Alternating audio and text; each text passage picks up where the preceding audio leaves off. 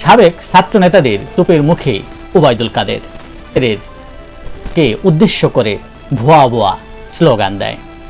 জনগণের বিরুদ্ধে যুদ্ধ ঘোষণা করেছে সরকার বলে অভিমত ব্যক্ত করেছেন বিএনপির মহাসচিব মির্জা ফখরুল ইসলাম আলমগীর। জামায়াত নিষিদ্ধ, যে কোনো সময় প্রজ্ঞাপন।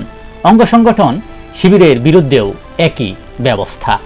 সন্ত্রাস দমন আইন 2009 অনুসারে দলটির অতীত ও বর্তমান অপরাধের আলোকে নিষিদ্ধ করা হচ্ছে। মার্চ ফর জাস্টিস এ বাধা সংঘর্ষ। ডিবি থেকে সরিয়ে দেওয়া হলো হারুনকে। ফেসবুক সহ সব জনপ্রিয় সামাজিক যোগাযোগ মাধ্যম খুলে দেওয়ার নির্দেশ। ইরানে গুপ্ত হামলায় নিহত হয়েছেন হামাসের শীর্ষ নেতা ইসমাইল হানিয়া। আফ্রিকার দেশ মালিতে জঙ্গি হামলায় 50 ওয়াগনার সেনা নিহত।